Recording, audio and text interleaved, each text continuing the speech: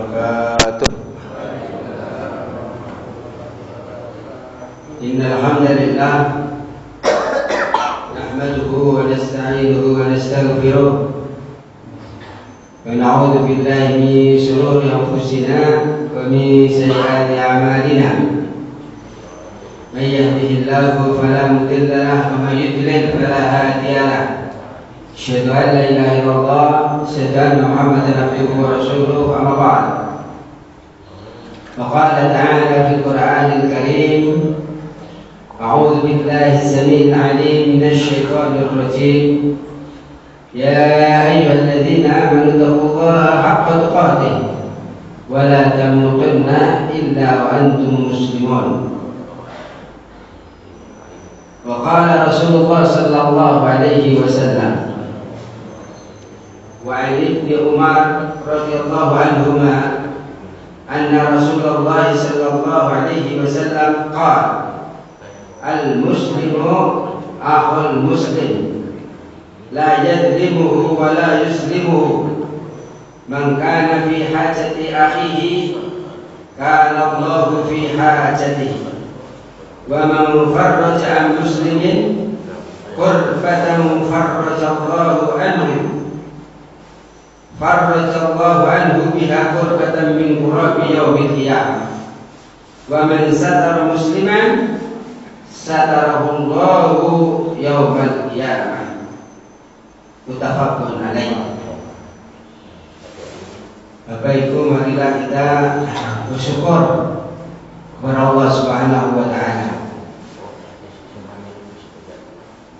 Orang itu akan bahagia ketika bisa mensyukuri apa yang Allah berikan kepada kita. Allah berjanji, wa idh ta'adzana rabbukum la in syakartum la azidannakum wa la in kafartum inna 'adzabi lasyadid. La in syakartum lil ta'at la azidannakum lil mahabbah. Siapa yang bersyukur karena taat, menggunakan waktunya, tenaganya, fisiknya, kesempatannya, itu taat kepada Allah, Allah telah memberi nikmat kita mata. La in syakartum lit ta'at, berarti mata ini digunakan untuk membaca Al-Quran, untuk menangis karena takut kepada Allah, untuk berjaga karena qiyamul lail, untuk membantu kewajiban muslim satu dengan yang lainnya. Maka Allah janji, la azidannakum lil mahabbah, Allah akan tambah kecintaannya. Karena itu pada hari ini, Bapak Ibu hadirin rahimakumullah, kita sudah sampai pada kitab Riyadhus Shalihin, bab memenuhi hajat kaum muslimin. Ini hadis 223. Mudah-mudahan materi yang hari ini kita sampaikan, kita kaji, akan menjadi motivasi, akan menjadi semangat bahwa hidup ini yang paling berarti, yang bisa membahagiakan adalah ketika kita bisa membahagiakan saudaranya yang muslim.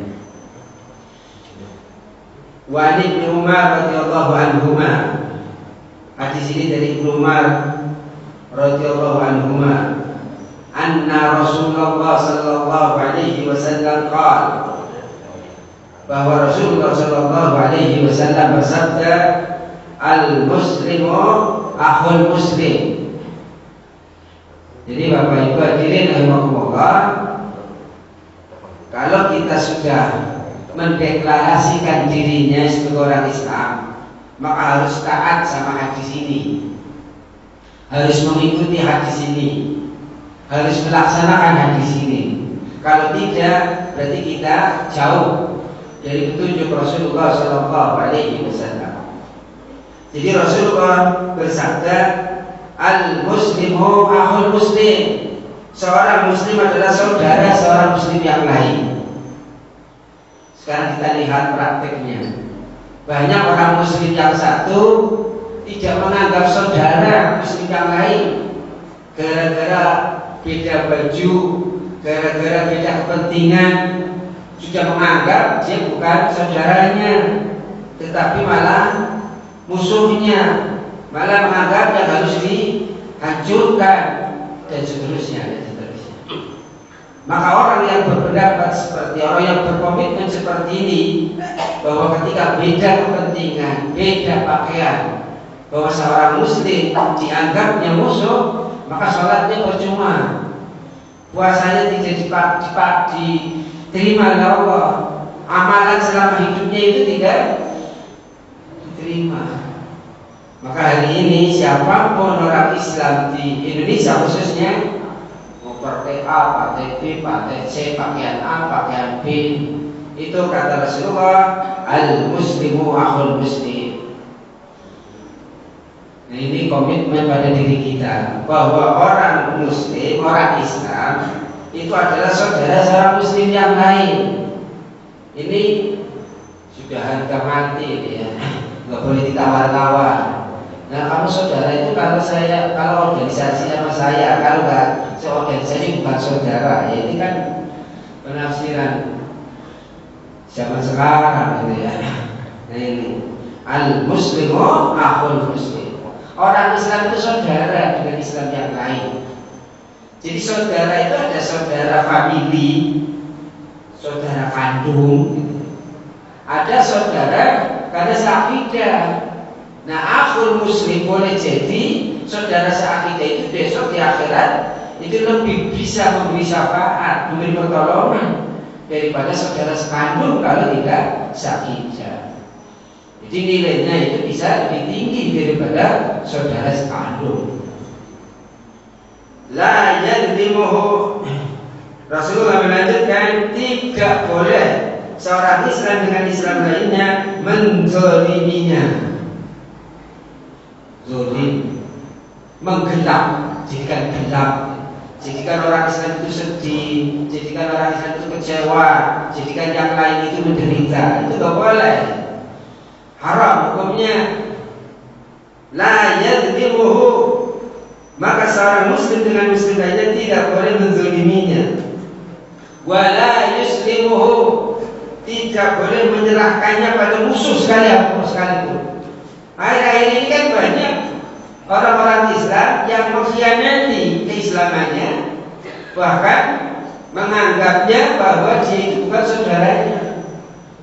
Karena saya adalah orang yang dekat dengan si A, padahal si A itu memusuhi Islam, maka saudaranya sendiri kok diserahkan, itu hukumnya haram. Percuma dia hidup di atas dunia ini. Dia mengaku muslim tetapi suka menyerahkan saudaranya pada musuhnya. Dan ini akhir-akhir ini banyak terjadi. Man kana fi hajati akhihi kana Allahu fi hajatihi. Bapak Ibu hadirin rahimakumullah, selanjutnya Rasulullah menyebutkan siapa yang memenuhi hajat saudaranya, maka Allah akan memenuhi hajatnya. Kadang kita egois, yang penting kenyang dirinya, yang penting kebutuhan dirinya terpenuhi, tidak peduli dengan orang lain, tidak peduli dengan saudara muslim yang kelaparan hari ini, tidak peduli dengan jutaan orang yang tidak punya pekerjaan. Nah, ini bukan perbuatan orang Islam harus seperti itu. Maka hari ini Bapak Ibu hadirin rahimakumullah, ketika ada orang Islam yang kelaparan, orang Islam yang membutuhkan, maka hukumnya wajib bagi kita yang punya kelebihan untuk memenuhi hajat sesama orang muslim. Hajat itu apa? Apa-apa yang dibutuhkan seorang manusia demi menyempurnakan urusannya. Dan hajat orang banyak, hajat bangsa Indonesia, hajat kaum muslimin, itu adalah kewajiban kita sebagai orang Islam. Kalau dalam undang-undang itu kewajiban ya, yang mengelola negara ini. Hadirin rahimakumullah, ada hajat, ada darurat. Darurat dalam bahasa Arabnya. Daruriyah itu adalah keperluan manusia yang amat mendesak untuk menanggulangi bahaya. Jadi kalau hajat itu umum, tapi kalau sudah darurat itu hukumnya wajib.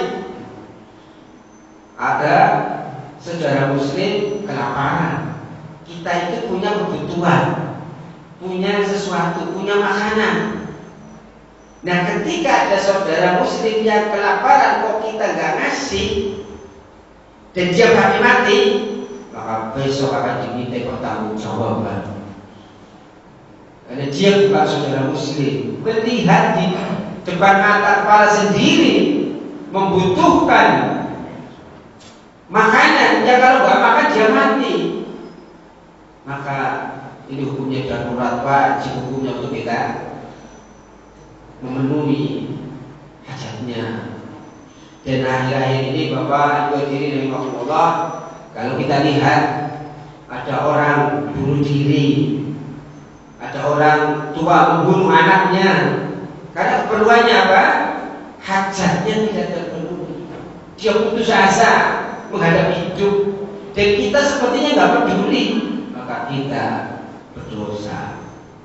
Nah ini, wala yuslimuhu man kana fi hajati akhihi kana Allahu fi hajati. Jadi Rasulullah bersabda, siapa yang memenuhi hajat saudaranya, maka Allah akan memenuhi hajatnya. Terutama besok hari kiamat. Ada orang ingin mendapatkan sesuatu darinya, dan dia punya, tetapi dia jual. Itu urusan kamu, itu urusan orang lain, urusan saya. Maka orang yang seperti ini besok akan diminta pertanggungjawaban. Hadirin jamaah rahimakumullah, wa man farraja an muslimin qurbatan farraja Allahu anhu biha qurbatan min qurabi yaumil qiyamah. Siapa yang memberikan jalan keluar, kita kan kalau ada orang lain yang membutuhkan, kadang-kadang kita tak peduli. Nah, ini Rasulullah mengatakan siapa yang memberikan jalan keluar, terutama ketika jalan keluar itu dibutuhkan oleh saudara muslim yang lagi kesulitan, maka Allah akan memberinya jalan keluar dan dari kesulitan besok, terutama di hari kiamat. Maka ketika ada orang membutuhkan, benar-benar membutuhkan, sampai dia itu meminta-minta karena mungkin sudah terpaksa, maka hukumnya wajib kita memberikan kepada peminta yang memang membutuhkan, bukan peminta-minta profesi. Kalau akhir-akhir ini kan banyak orang yang meminta-minta profesi. Kalau yang meminta-minta profesi kita nggak wajib ngasih gitu. Tapi benar-benar itu membutuhkan, sakitnya itu terpaksa meminta, maka kita wajib memberikan, apalagi dia saudara muslim. Wa man satara musliman satarahu Allahu yaumal qiyamah. Siapa yang menutupi aib. Nah ini kadang-kadang kita kan suudzon, belum benar dibuka di medsos saat ini ya. Medsos itu bisa jadi ajang keburukan. Maka di sini penting jaga baik. Nah, kalau benar-benar dia itu ada aib, maka yang bagus sama orang muslim, wa man satara, tutupi. Artinya tutupi itu bukan urusan, bukan. Tetapi bisa ditutupi, dia itu datang ke orangnya ngasih nasihat. Jangan seperti itu. Boleh jadi hari ini Allah masih menutupi, tapi suatu saat keburukan yang kamu lakukan Allah akan bukakan. Maka hari ini Bapak Ibu, ketika kita tahu saudara muslim yang memang ada aibnya, wajib hukumnya ditutupi, bukan diumbar, bukan dibuka. Wa man satara musliman satarahu Allahu yaumal qiyamah. Siapa yang menutupi aib seorang muslim, maka Allah akan menutupi aibnya di hari kiamat. Wa tawassaw bil haqqi wa tawassaw bis sabr. Tetap. Jadi ketika kita punya saudara muslim punya salah, tetap kita nasihat, tetapi tidak boleh diumbar. Malah orang kalau sudah mengumbar, menyampaikan malah ditambah-tambah. Akhirnya yang ada apa? Fitnah. Apalagi orang itu masih dibutuhkan oleh kita. Nah, Bapak Ibu hadirin rahimakumullah, sekarang itu sudah banyak cenderung berita hoax, fitnah, merajalela, sudah tidak ditutup-tutupi lagi. Ayo sudah diubah. Orang berbuat dosa itu sepertinya dianggap biasa. Malah ada orang yang komunitas kumpulan orang-orang yang menentang Allah. Dan sekarang itu banyak dengan alasan hak asasi manusia banyak bertebaran. Bukan hanya di Indonesia, di muka bumi. Kalau sudah melanggar aturan, maka yang bisa bergerak, yang bisa berbuat, kohalnya, takdirnya adalah Allah Subhanahu wa Ta'ala.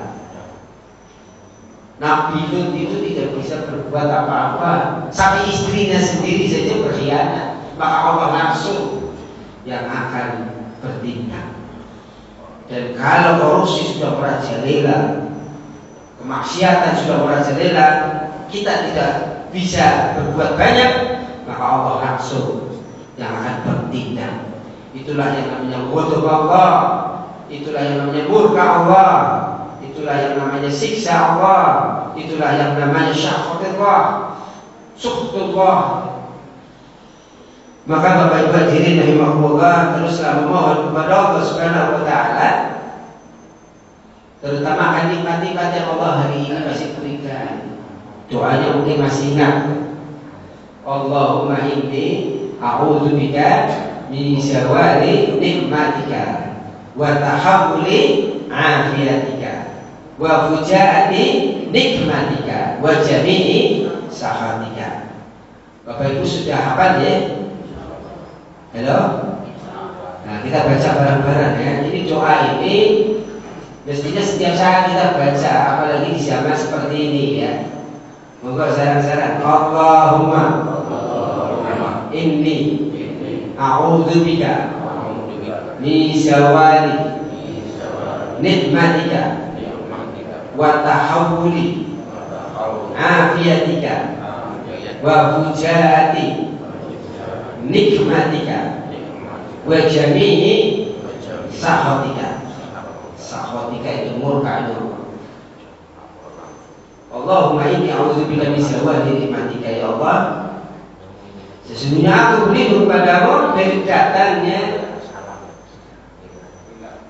dari bergesernya zawal, dari berubahnya.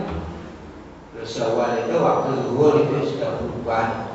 Nikmat, nikmat itu bisa berubah. Kalau tadi walai kapantum, kalau kemaksiatan sudah merajalela, dosa sudah di mana-mana, perzinahan ada di mana-mana, riba dianggapnya biasa, yang makruh dianggapnya halal, dan seterusnya dan seterusnya.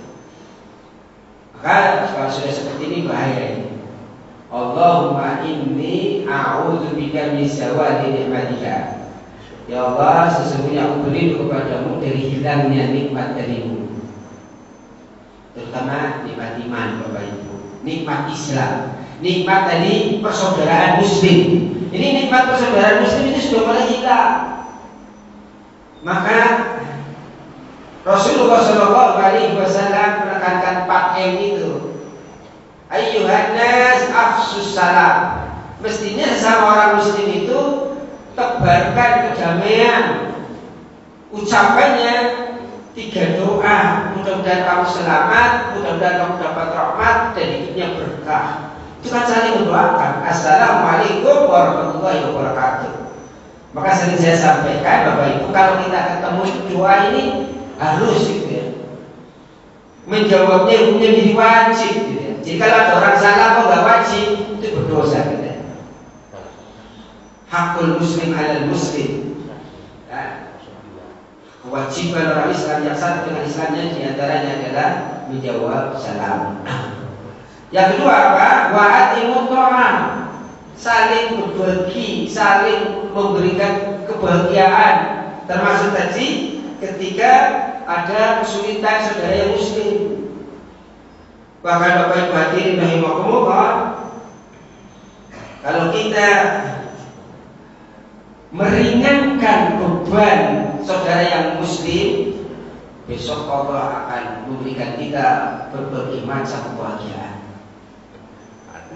Ngutangi dia, memberi hutang saja itu luar biasa. Apalagi bersedekah. Nah kita itu di zaman akhir itu orang kalau di ceramah tentang sedekah itu sudah merasa alergi gitu ya. Paling itu sedekah terus itu ya. Islam itu tidak akan jaya kalau tidak ada sedekah. Karena kesadaran itu harus dibangun gitu ya. Sampai Rasulullah SAW memberikan motivasi. Allah sendiri dalam surat Al-Baqarah memberikan motivasi. Itu biar kita itu semangat.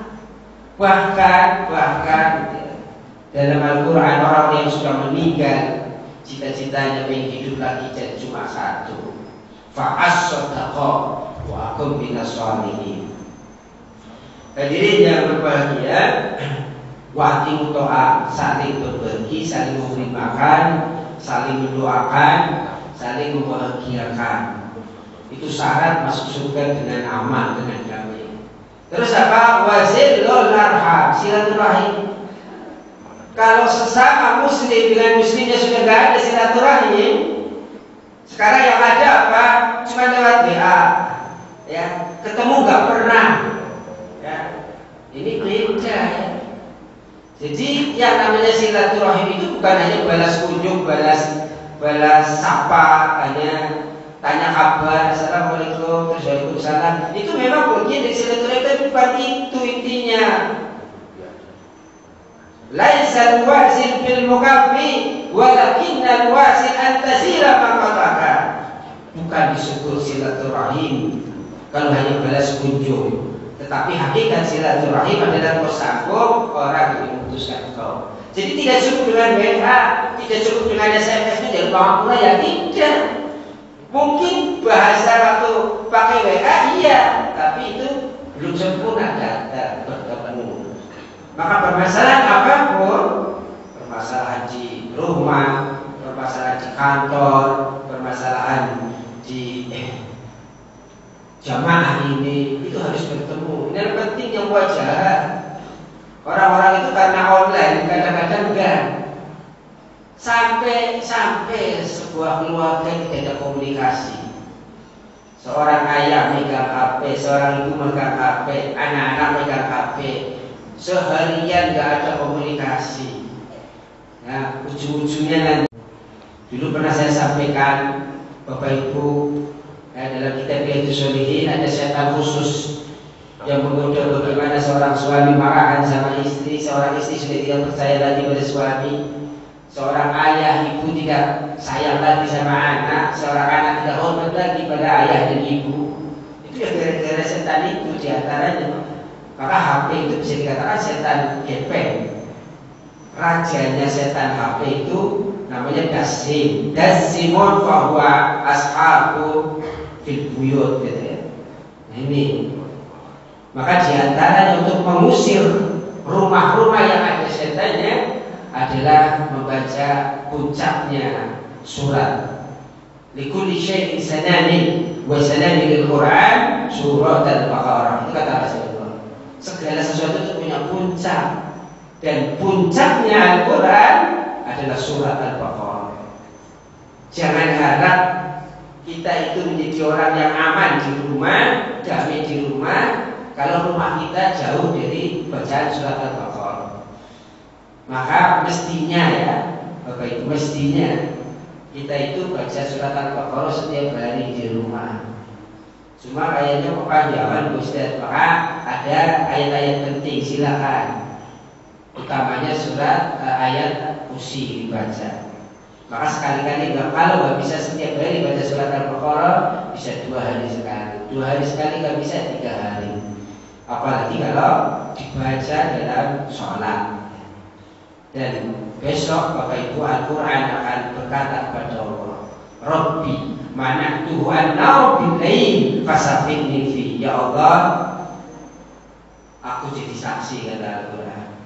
Ini hambamu ya Allah waktu di dunia sering menahan diri dari kurang tidur itu secukupnya karena sering membacaku, sering menghafalku, sering ya menggunakannya dalam sholat. Maka Bapak Ibu, bismillah ya, cobalah ketika kita sholat malam utamanya baca surat Al-Baqarah.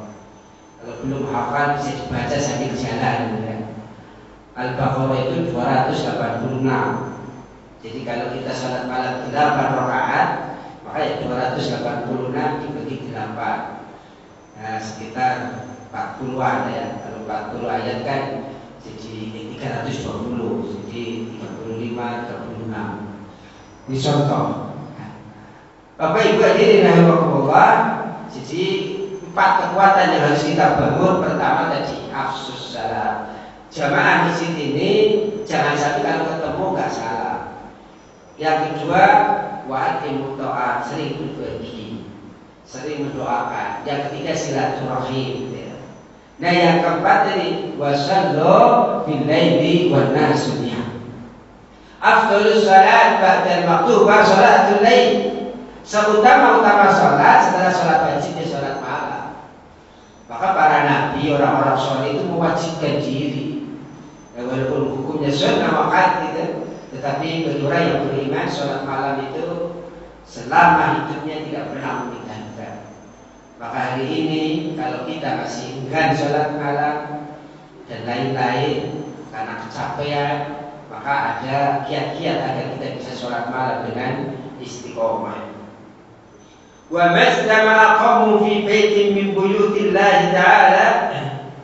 Ini hadis berikutnya pada ujungnya Rasulullah menekankan siapa yang terus memakmurkan masjid ini ya. Karena Rasulullah menekankan tidaklah suatu kaum berkumpul dalam sebuah rumah dari rumah-rumah Allah, dari masjid ini. Wa mastama'a qaumun fi baitin min buyutillahi ta'ala. Terus di masjid kumpulnya apa? Yadluna kitab Allah, melakukan tilawah kitab Allah. Bapak Ibu, maka saya mengajak pada semuanya, bismillah. Nanti mungkin kita akan buat kalender gitu ya. Di pondok pesantren ini dikuatkan untuk ibu-ibu setiap hari Jumat dan Ahad, dan untuk bapak-bapak sudah mulai dari Senin insyaallah pada asar. Nah, kita bersama-sama ya.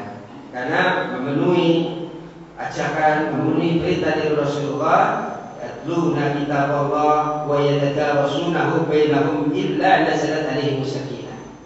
Kalau kita di rumah Allah, di masjid ini terus berkumpul berjamaah, membaca Al-Quran, belajar Al-Quran, tilawah Al-Quran. Karena suami besok di hari kiamat tidak bisa menolong istri, istri tidak bisa menolong suami, orang tua tidak bisa menolong anak, anak tidak bisa menolong orang tua, dan kita itu tidak bisa saling menolong. Tetapi yang menolong adalah Al-Quran. Iqra'ul Quran, fa'innahu ya'ti yawmal qiyamah syafi'an yashabi. Bacalah Quran, belajarlah Al-Quran, hafalkan Al-Quran, kaji Al-Quran, amalkan Al-Quran. Karena besok Al-Quran itu akan datang pada hari kiamat dan akan memberi pertolongan. Setiap hurufnya memberi pertolongan. 1.027.000 huruf, 114 surat, 30 juz, 6.236 ayat. Itu yang akan menolong kita, memberikan cahaya kita di alam kubur kita, di padang mahsyar, di yaumul hisab, yaumul mizan, bahkan surga yang paling tinggi karena hafalan Al-Qur'annya yang baik. Maka cita-cita kita di sini itu begitu. Teruslah Bapak Ibu jamaah, yang pendukung utama adalah kita semua. Hadirin yang berbahagia, kalau kita sering berkumpul seperti ini di masjid, belajar Al-Quran, terus yatluna kita wa yatadarasunahu bainahum, maka illa nazalat alaihim sakinah, ada ketenangan yang akan kita peroleh. Wa ghasyiyatuhumur rahmah, bahkan Rasulullah melanjutkan, bukan hanya kita tenang, maka para malaikat akan berkumpul di antaranya memberikan kabar gembira bahwa Allah akan memberikan rahmat. Orang masuk surga itu bukan karena ibadahnya yang banyak, tapi karena rahmat dari Allah Subhanahu wa taala. Dan kita sekarang itu lagi mencari rahmat Allah di antaranya dengan berkumpul di masjid belajar Al-Quran. Itu yang namanya wa ghasyiyatuhumur rahmah. Terus apa lagi? Wa haffathumul malaikah. Dikelilingi oleh para malaikat. Bapak Ibu, itu aslinya kita malaikat itu banyak. Cuma kan enggak kelihatan. Nah ini. Kemudian apa? Wa dzakarahumullahu fi man indahu wa man battara bihi amaluhu lam yusrik bihi nasabuhu. Bapak Ibu hadirin rahimakumullah, setelah kita diberi rahmat, dikelilingi oleh para malaikat, maka akan disebut-sebut oleh Allah sebagai bagian dari mereka yang berada di sisi. Di dunia kita gak terkenal gak apa-apa, orang gak kenal kita gak apa-apa. Tapi kalau kita sudah dikenal oleh para malaikat, karena yang mengenalkan Allah, insya Allah, maka kita akan bahagia. Bukan hanya di dunia, di akhirat. Para malaikat akan kenal kita. Kalau malaikat sudah kenal kan enak. Kita punya susah, malaikat nanti yang akan menolong kita lewat isi dari Allah Subhanahu wa taala. Kita mau masuk surga, malaikat sudah kenal duluan. Nah, kamu ya, yang dulu sering disebut-sebut namanya Allah, karena sering berkumpul di rumah Allah. Nah itu. Maka sekarang kita viralnya biar viral di langit, biar para malaikat kenal kita. Gak usah viral-viralan di dunia ya. Gak usah ya. Orang banyak mencari viral di dunia, ujung-ujungnya adalah karena dunia.